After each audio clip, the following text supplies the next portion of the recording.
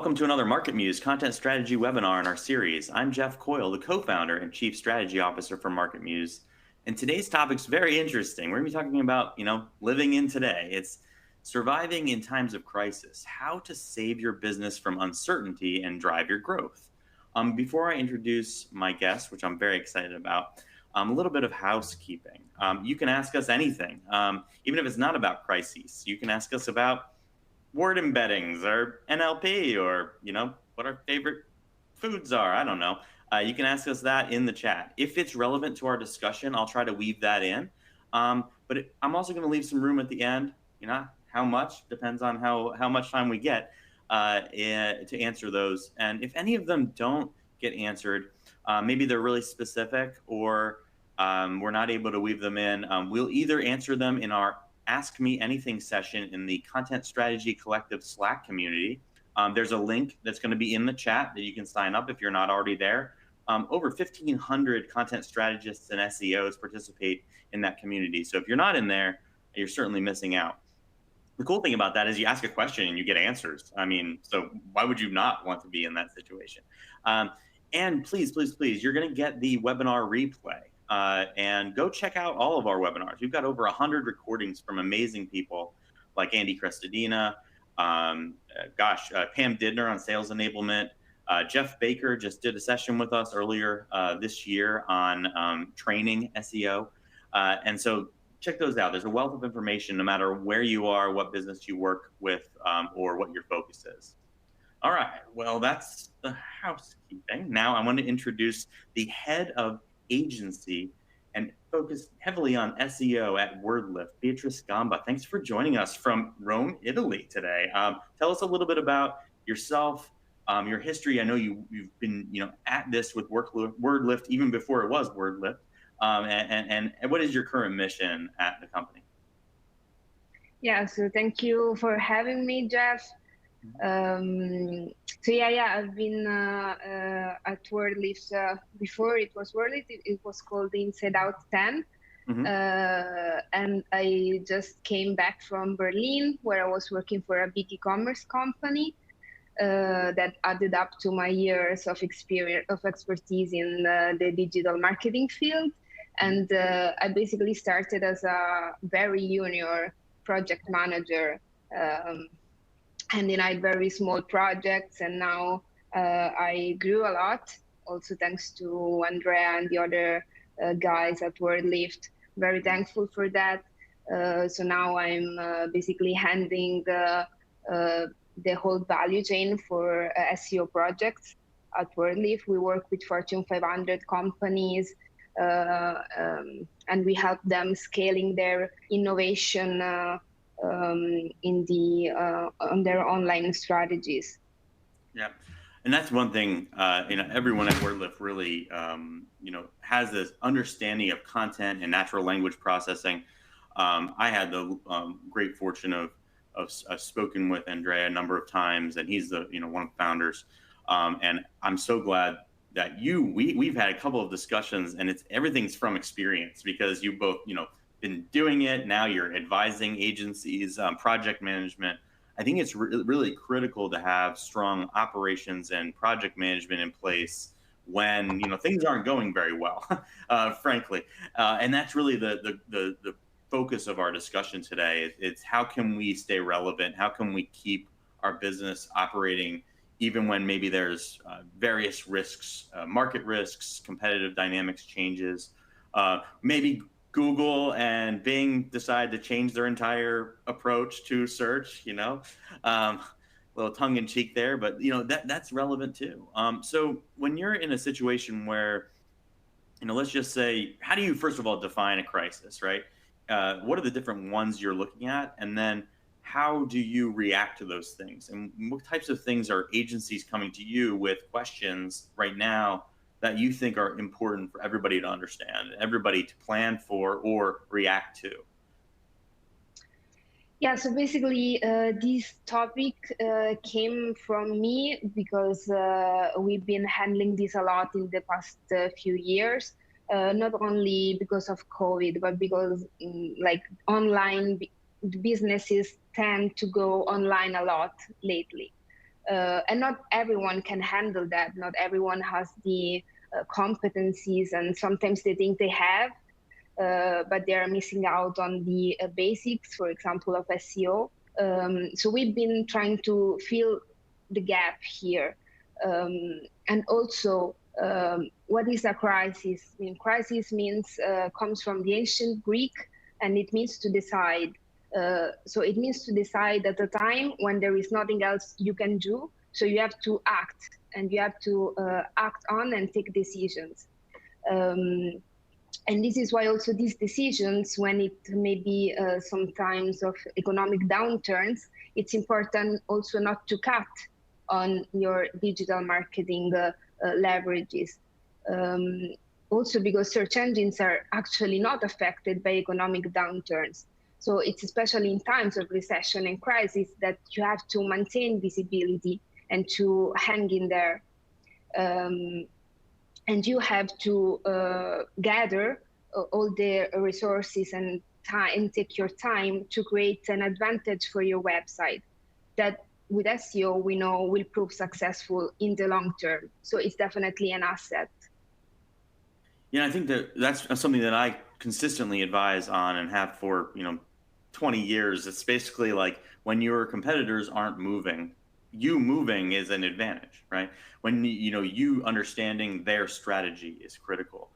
So when you are budgeting for this, how do you orient maybe a decline in internal budget that the team doesn't have any control over, where maybe they have certain allocations for content, certain allocations for technical SEO resources, or for infrastructure improvement, internal training? How do you advise on them to make sure that pieces of their search puzzle don't rot or fall apart? Yeah, so it's very important to be consistent and not having your audience and your potential customer understand that you are scared or backing out. So it's very important to keep going and keep on feeding your niche. In times of uncertainty, people tend to disbelieve. And usually companies start to publishing so many ads, promotions, drowning the users in so many pop-ups and buy this and buy that, is cheaper. But one thing that people will always turn to in this sea of messages is search engines. People will always trust Google. They will always turn to Google to get the actual answers, and also the answer they want to hear, for reassurance. So it's essential to analyze what your niche is searching for, and intercept and answer to the user intent. And this is what we must advise our clients to do. To always keep on searching, for example, looking on the people also ask side, on the doing some long tail keywords analysis in order to understand how your audience is changing and how to adapt to the changes that your audience is taking to your audience new decisions. This is something that we constantly do. No, I think that's really interesting. So is the goal of focusing on middle of the funnel? I mean, effectively, and I hear this from B2B technology companies, B2B non-tech, and e-commerce evenly, right? Is that when they feel like they're behind or low on budget, they will overflow the middle of the funnel, because it often will provide and create the feeling for their audience that they are listening. They're listening to the customer. They're listening. So if they're short on budget, you might have some impact, kind of piece, instead of some grand marketing campaign. Is that the thought process there, or to really connect with decision makers in the middle of the funnel? Frankly, I advise on that stuff anyway. But when times are tough, maybe you don't have the money to spend on to keep the massive volume of content. maybe you can split that up into small pieces and still publish quality content in the middle of the funnel. Is that the thought process there? Or? Yeah, yeah. I mean, everything must come pretty natural. I mean, people also understand when you're trying too hard to promote your product, and they may Right. have a bias that it's not really good. So, I mean, content is king, and we know that Google promotes good content. So it's important to make your content as good as your product is. So invest in the quality of the content, promoting it as well, but mostly doing a lot of research and constantly, for example, go for a content revamp strategy, always constantly checking like Google Search Console, SERP for competitors. So what really focus on is content always. That is also the core of a website, of any website. We always go content first, like good quality content first. Well, and that's why WordLift and MarketMuse get along so well, certainly. So you're speaking of revamped, right? So the one of the ways and tactics, and I think that you were going to get into it, for maintaining a cluster of content is to ensure that your middle of funnel is appropriate for today's intents. It's answering questions empathetically. And it can often be a great maintenance strategy for your pillar pages or your early stage awareness content, is to just, check what's under the hood. I like to think of it as, those are the wheels. That's the, maybe it's not the engine, but that's all the grommets and all the washers on the engine, right? Or every time you answer a question, every time you tell the story of expertise, you're keeping your entire system, appropriately lubed, so your team, the readers know. In times of change, in areas where maybe there's high fluctuations in the search results, where there's a lot of competitors making moves, do you see that as being, what people should be doing first, or are there other tactics that you should be thinking about if there's moves in the market, maybe a search result feature changes, maybe a competitive change occurs? What other things should they be adding to their arsenal to react in a tough time where there's a lot of change? Well, for starters, we've been like reading the customer journey a bit differently lately.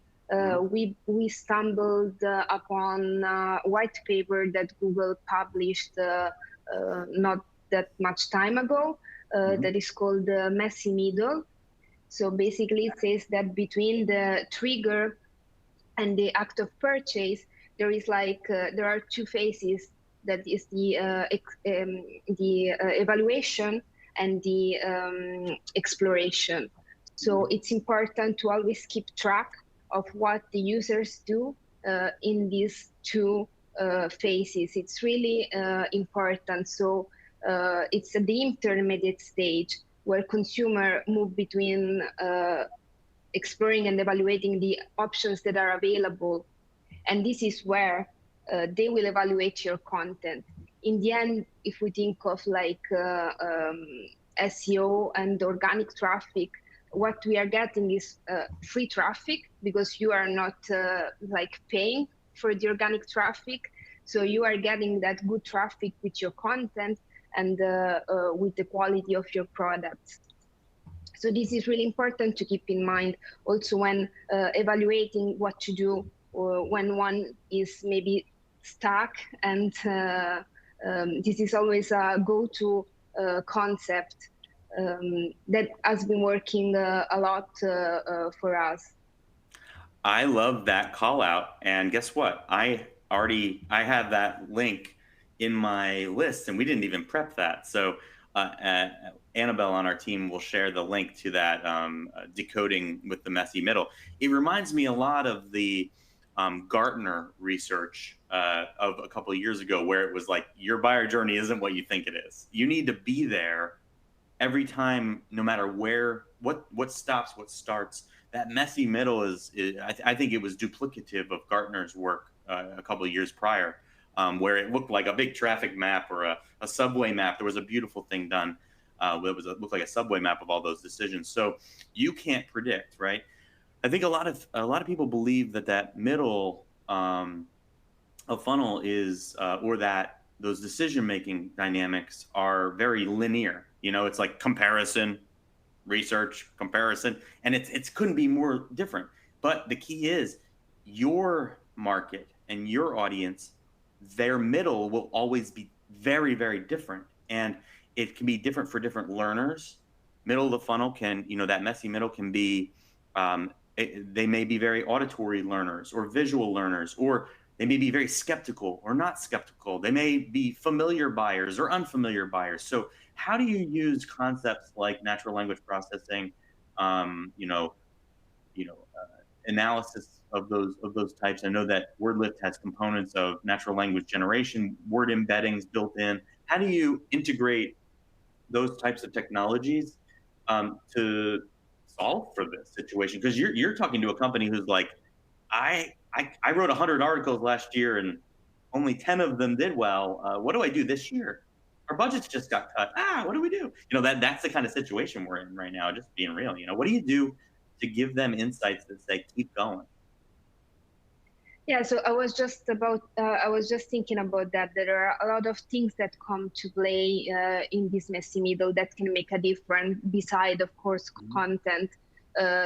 One thing that I'm a bit deranging from your question, but I will get back, is definitely also the technical optimization of your website. So definitely any like technical SEO bug or improvement of the UX of your website is really important as well in this phase, and it can really make a difference. So once we have like a good, well-structured website with good content and good performance, then on top of that, we sure can improve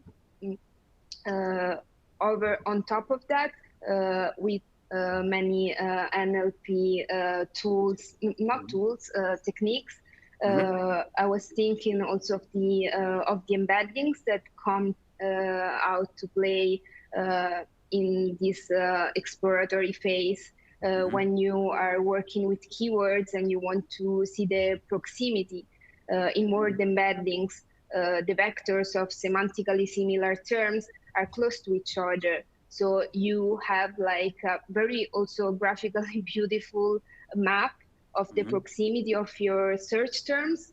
And also we are adopting that in our content strategies. And it's really also making a difference here. It's a complete look into editorial strategies. Like clustering queries is strategic mostly to determine what intent we can target with a given web page.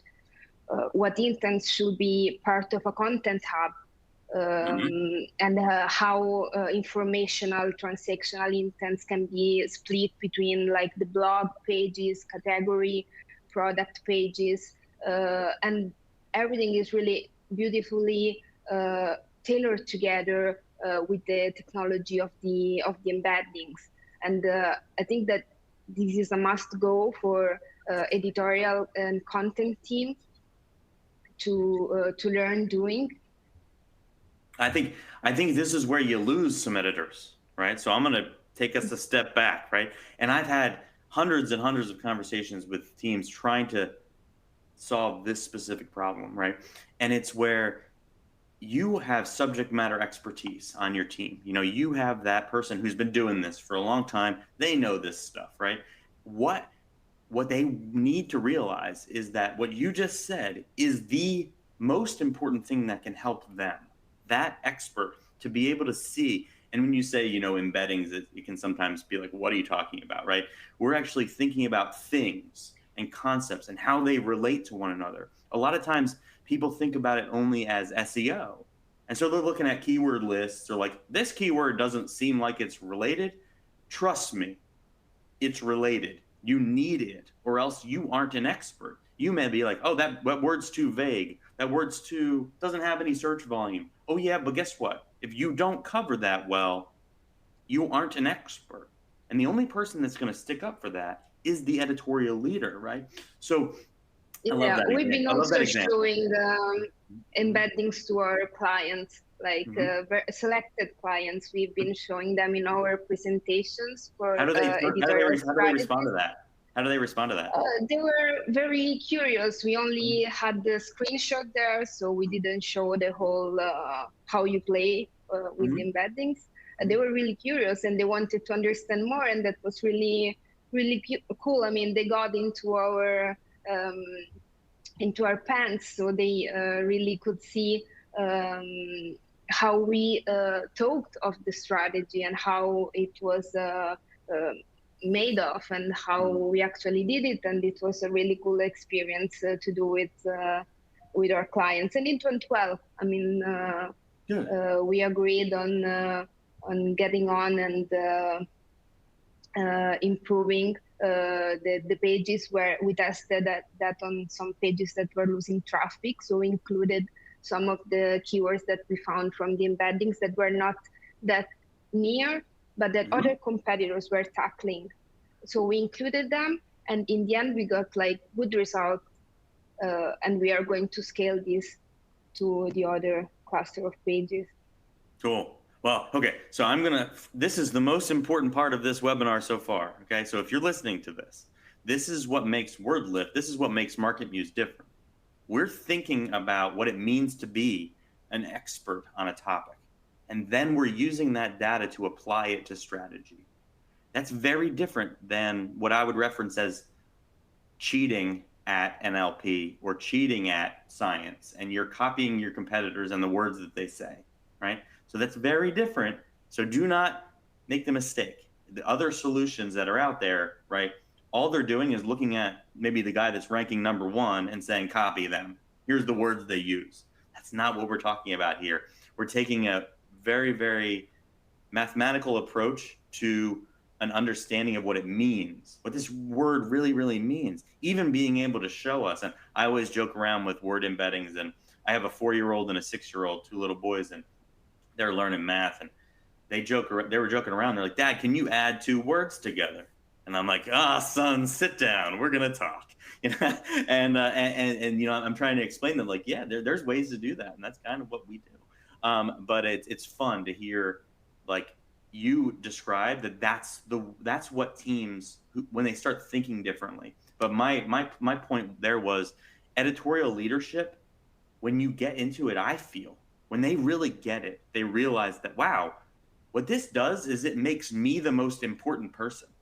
The editor who already has the expertise, this makes you a superhero. Do you ever have that experience with clients where they're like, whoa, this really unlocked something that I've been asking my SEOs to do forever? Like, listen to me, I'm smart, I know what it means to be an expert here. Do you have that experience with teams where they're like, oh, now I get it, this whole thing makes sense, I'm not just cheating Google here, you know?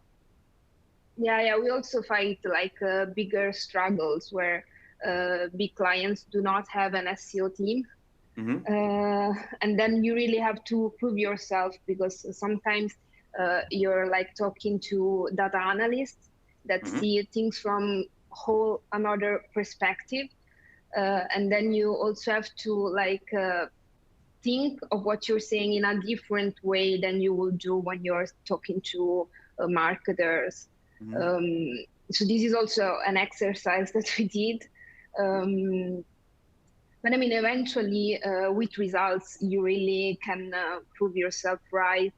Mm-hmm. Um, so yeah. No, if you want to learn more about, you know, certainly these things we're talking about, we're going to shift points, but just keep in mind you want to think critically about the way that you're thinking about words. They're not just keywords you rank for; they're concepts, and nothing can be more true now because you have to exhibit expertise throughout throughout the buyer journey, no matter how messy it is. And Annabelle linked that post, so it's a really good one if you haven't caught it from Google. So how But about also, sorry to interrupt. Also with entities, I mean, it's the same things. When the knowledge graph was a thing, right Mhm. now it's like a best practice. Um, Yeah. But when the knowledge graph was a thing, trying to explain what an entity is was very difficult because Right. people thought it was a keyword. Right. So I can see a lot of that scenario here as well. Oh, that's the dream. We've been doing that we've both been doing that for the last 8 years, is trying to get people to think of things instead of strings, right? And entities. It's a big part of the way MarketMuse works. It's a big part of the way WordLift works. And Yeah. it's pretty cool. So adapting to change, right? So we talked about that. So how can you be authentic, right?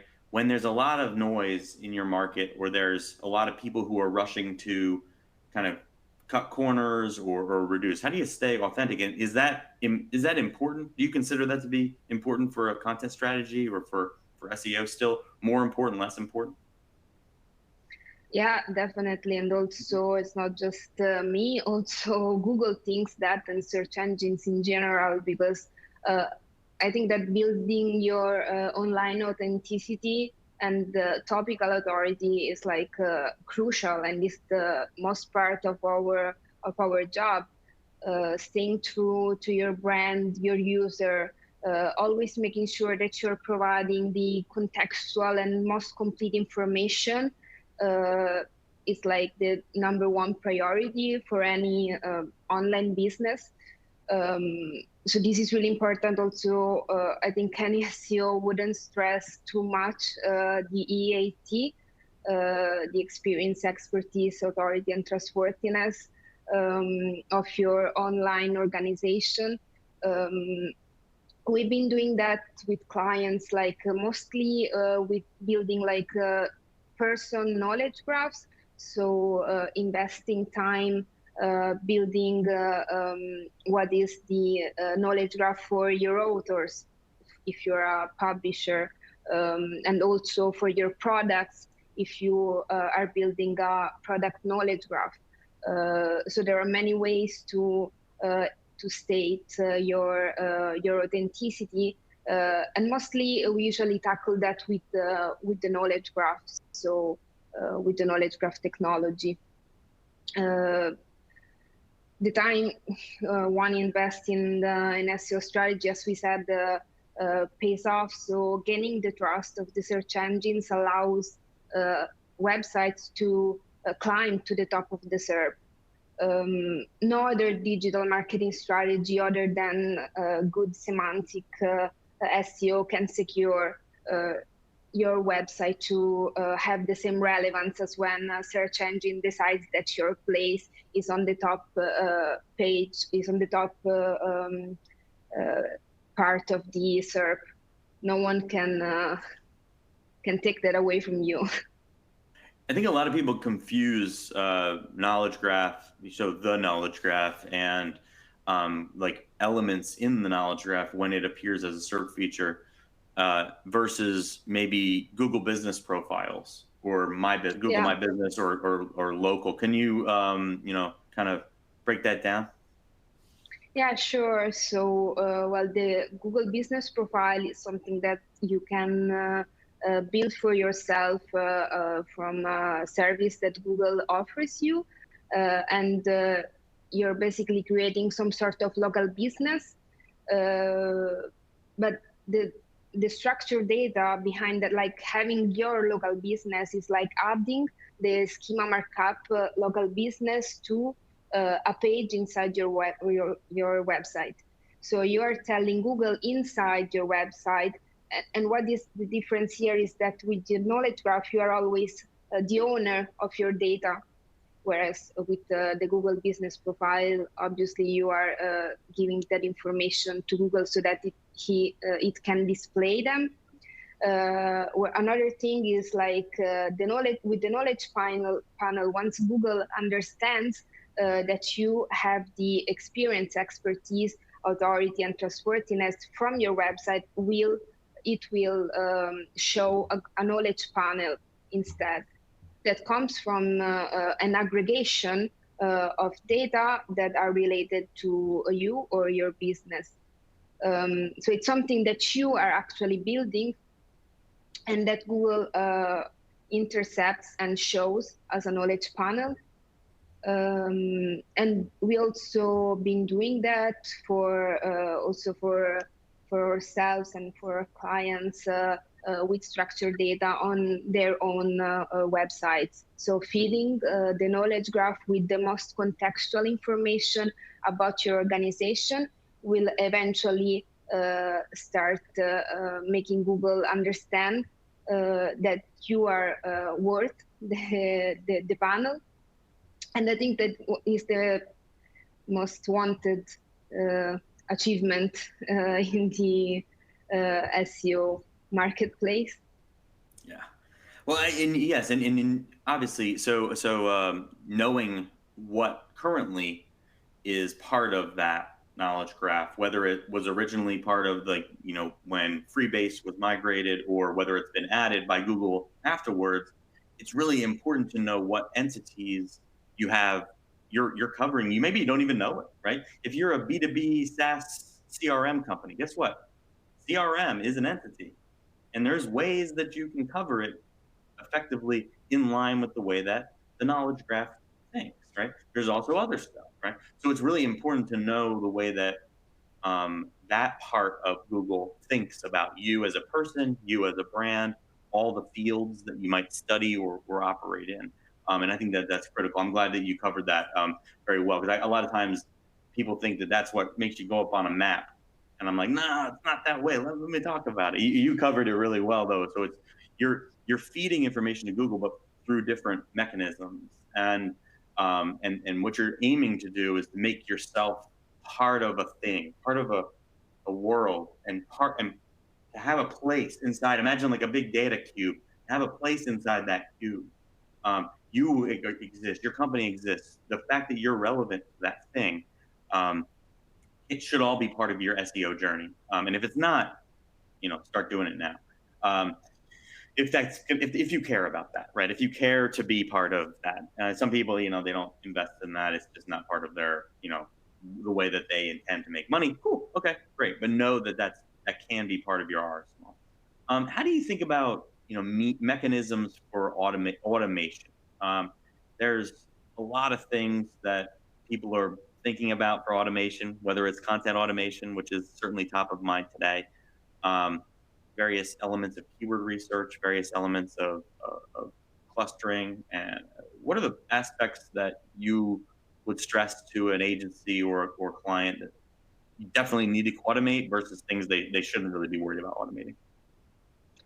Well, what we focus on also ourselves, it's we move in two ways. Like with automation, we do a lot of for clients of product description, because it's like the ideal way to produce good quality, a good output for automation. But we are actually doing that in-house with in-house technologies that we built almost like artisans. So we don't use any tool for that. We just use technologies that we developed. But what is important there for automation, and what makes people maybe also afraid to use them, is obviously the quality of the output. Well, everything is in the prompt. So what is also the most difficult part is like it's the way you build the prompt, and in that way, on that front, you have to have like a good editorial team that is collaborating with you in order to help you build a prompt that can scale. Because the thing is that you can build as many prompts as you want, but if you don't scale, you're just like losing your time and money. So you have to build a prompt so that it's scalable. And in order to do that, you of course need a feed. You need actual product description for the model to learn from. You need to feed the model with the tone of voice of the brand you are working with. You have to have a feed. The feed must contain all the attributes for that product. And of course, then you have to set up some rules. And then also the most important aspect is also the fine tuning. So having lots of examples, going back and forth. I mean, this sounds this sounds complicated, and it is, I but love in how the end, casual you talk about it. yeah. No. But then, I mean, everything we got to scale and to like produce like more than like thousands of product descriptions for one of our clients, and they were also happy with the output quality. So in that case, I mean, it makes sense. Otherwise, another way we've been working with automation is with FAQs. So building like a question and answer workflow. We built in an in-house tool that you can ask a question, and then it will like give you the answer, summarizing the top elements of the SERP. Obviously, that output requires as well the intervention of the human, because having the human in the loop is the most important thing when it comes to content automation. So, of course, the human AI collaboration can increase the accuracy of AI models alone. Right. Yeah, I mean, I'll unpack a few of those things. It really takes, when you have the need for insights or from your brand, you know, you should always want that. You should always want the tone, the voice to be reflected. How you get that done, how you get the you know, the specifics, right? A lot of people they're just being introduced to this now, but these technologies have been around for, you know, near a decade, and there's ways to ensure that, you know, a lot of folks are thinking they should be just like generating something then editing it, right? There's a lot of ways that you can make the thing that gets generated more refined. There's a lot of techniques that were like, you know, Mad Libs in the past, you know, they were templates, right? And now you can do them more effectively. You know, the first natural language generation platforms like in place, like Heliograph at Washington Post, for example, they were covering, you know, elections and the Olympics were two examples. Before Heliograph, they could only cover like 5% of all the elections, but afterwards they were covering 100%. You know, the Olympics, they would only cover, you know, 20% of the sports, but afterwards they got to cover 100%. So they were using it for good to get information out there, but they knew that they only could touch on templates. So the way I'd like to think about it, like you described, is like we have to write a lot of product descriptions. That's our business issue. If we have to do that manually, how do we approach that? We have to, you know, so getting into the if and then, seeing if having to scale is your problem, and then how to solve it is critical.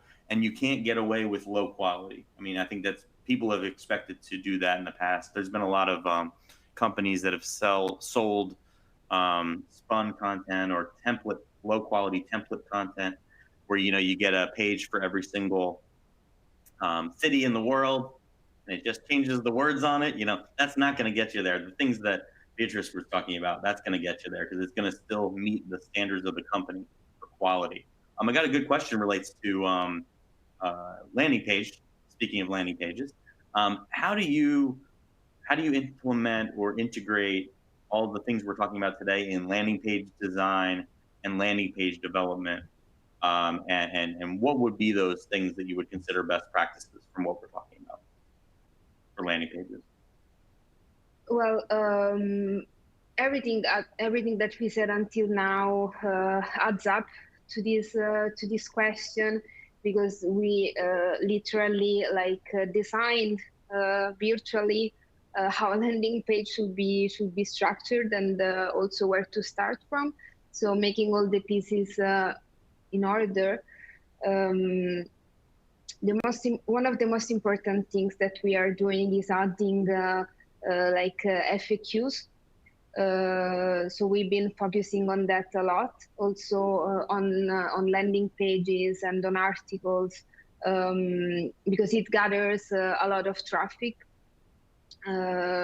So in this way, you have to focus on like the most relevant questions that are very important for your audience, and then structuring them in your landing page as paragraphs or as call to actions, and then having the structured data, the FAQ structured data in the back end of the page.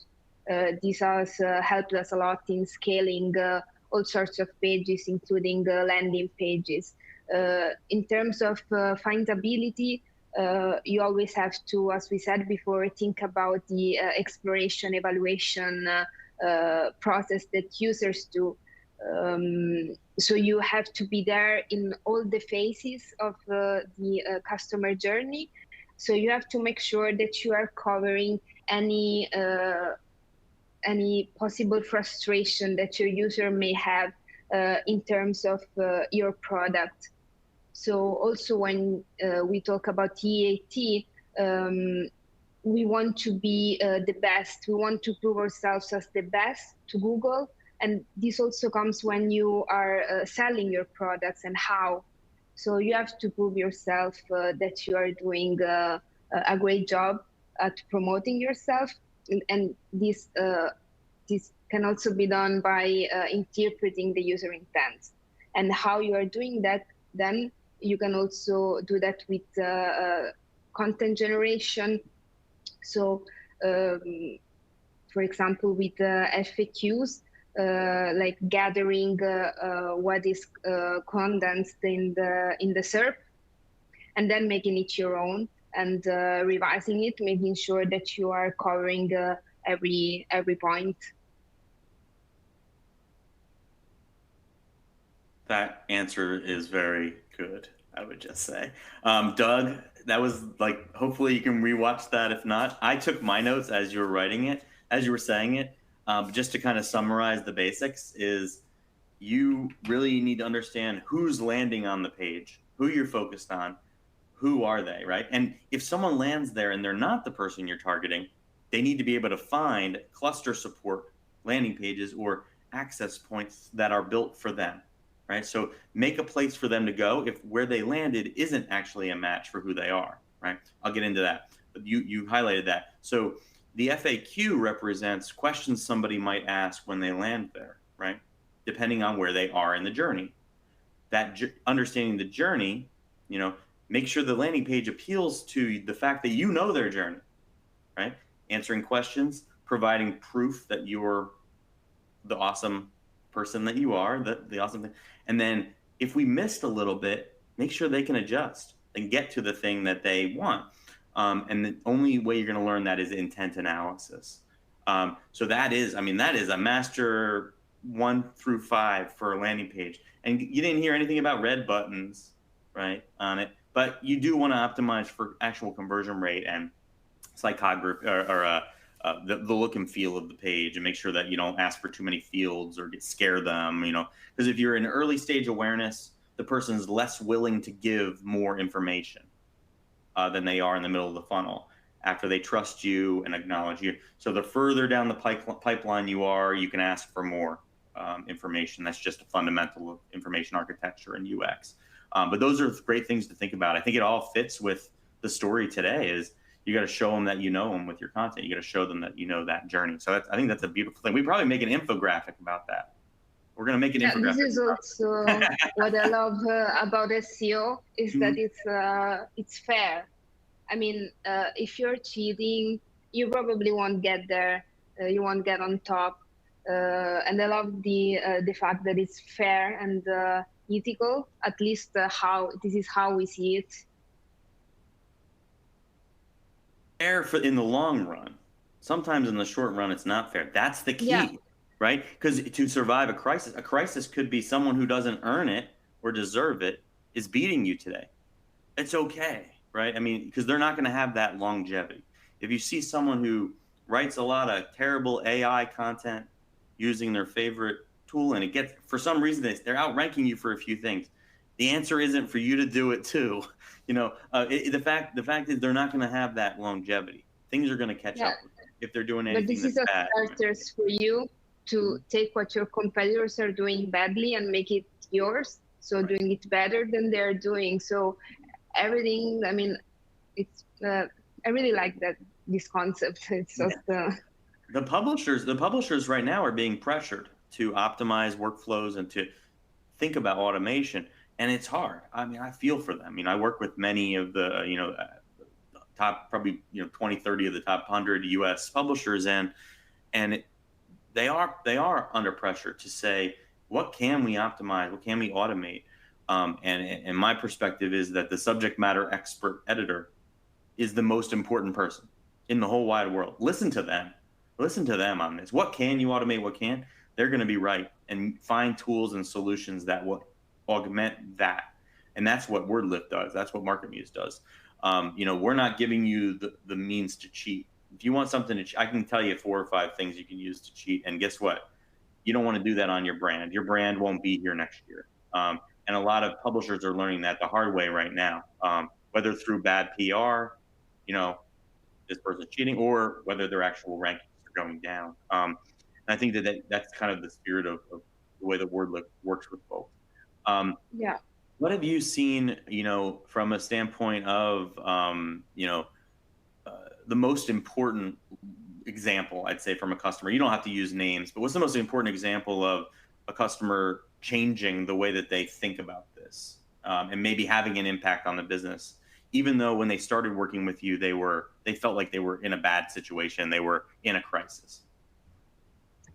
Yeah, so there is this Fortune 500 company we started working with a couple of years ago, and they already had an SEO team, an external SEO agency working for them. So we got hired because their digital communication department wanted to innovate. So they had to bring up an innovative project. So we started building the knowledge graph for them, but that was felt as a pretty static thing because they didn't really understand what it was. So we just did it, and then we started thinking, but we can do more. We are like missing something. There's something missing here. So we started developing these semantic briefs that we could integrate in the SEO content brief that their other agency was providing them with for front. So prior to the publishing of a content. So we started from the SEO brief that the agency provided the company with, and we started adding all the things we could do with semantic technologies. So, for example, the FAQ, the question and answer generation. Then, of course, we told, we are giving you AI generated text by us, but you need your editorial team to add their competencies. So we weren't taking the human off the loop, but we were making them do what revising. So we just lighten them up. So we said with this piece of content, we could also cover these other topics that eventually got integrated in the editorial process. We did some long tail keyword analysis that also brought up more question and answer paragraphs that were added in the content. And we've been doing that for years, and now they got it internally, and they are covering, they're doing that by themselves. And we are really proud of that because we sort of changed how like a big company thinks retalk the editorial process. I mean, this is something I'm really proud of. That's great. I mean, you're looking at a simplified brief. A lot of times people will try to make a brief too simple, just because they feel like it's a headache. But I think that, the more you work with teams, having maybe a creative brief is important, but also having a content brief that gets the writer on the same page as the editorial leader. That single source of truth builds trust, and it speeds teams up. Even if a lot of sorry. No, it might be hard to delay. Yeah. Sorry, I got audio delay, so That's okay. Yeah, they also got a lot of feature snippet on the SERP, so they called us and saying, "What is going on? We got so many of these snippets here and there," and we said, "Yeah, baby, this is structured data." You know, those snippets can be they can make people very happy because it's, you know, Yeah. it feels almost like they're getting an ad. They're getting ad placement, and for some reason they're special. But that's another topic for another day. Actually, I'll ask you while we're here. How do things like using NLP and these types of techniques, how do they get you featured snippets more effectively? I know my answer for that. I'd love yours. Well, so lately we've been, let's say, experimenting, but we got some concrete data with product page, the product description pages, product detail pages, and we've been integrating a lot with the with merchant feeds. So like how products are featured in the SERP. And one way we accomplish that is by building those pages with NLP technologies. So Got this it. is what we have been focusing on lately. Yep. I think a lot of people misinterpret, and hopefully our sound's back. We had a few, your sound gapped out for a little bit. Hopefully it's back. I think it is. But we've had some people misinterpret featured snippets as being related to people also ask. So I always like to differentiate those things. People also ask can be, they can be about anything. It can be about what's the next question. It could also be about Google doesn't know what your intent is, and they're trying to help you with intent refinement. Um, and if you want to test that, a good way to do it is type in something really, really generic and look at the people also ask, and they won't be all related. You'll have one about one thing, one about another. If you keep clicking on one of them, it will skew the people also ask towards that intent. So just keep in mind, copying the people also ask and answering those questions isn't the strategy. It can actually be really, really bad for your pages. I always like to hear people's perspective on featured snippets, and just you really have to think about it like a logic problem. Are you answering the right questions? Sometimes when you answer all the questions on a PAA, it can actually hurt your page, paradoxically. So I'm glad that you said that. We were back. We lost about 20 seconds of your feed, but it came back, so we're good. Thanks, Jennifer, for letting us know. Excellent. So let's talk a little bit more about WordLift specifically. What should people know about WordLift? What's out there? What can they access? I know there's a few free offerings. Maybe there's a few paid offerings, and then you can obviously work with you. How would you describe kind of your suite of offerings? Yeah, so we have a WordPress plugin online that you can either just go on wordlift.io and get the full picture. But what we do is basically implement knowledge graphs and semantic technologies to your website through a WordPress plugin, but not only. We also build custom semantic strategies and knowledge graphs to non-WordPress websites. So what we also do is like build strategies on the agency front. So if you don't want to dive in with the plugin, what we have on is the offering of an add-on that does the entity analysis for you. It covers what your competitors are covering, and it tells you what you are missing out on. So, and you can add those entities directly to your knowledge graph. I will get you the link to the add-on and to our WordLift blog entry about that in our Slack channel. Cool. If Nice. you're Yeah, we'll put it in interested. this. Yeah, make sure we're gonna have the AMA continue. We've got lots Yeah. of questions already. So she's gonna have that link. We may have it before then, but go check that out. It's a great 1-2 punch with MarketMuse. Be a little self-promotional. on WordLift. There's so many of these components of WordLift that are very supplemental on the content strategy side. Like it's do this and also do that, and it can be really, really beneficial. There's the link. It's if you type in WordLift SEO add-on for Google Sheets, you'll find it as well. Go check that out. MarketMuse, we have a demo, custom content audit for anyone who fills out this form on Book a Demo, where we're actually analyzing your site and understanding who you are, what things you're covering.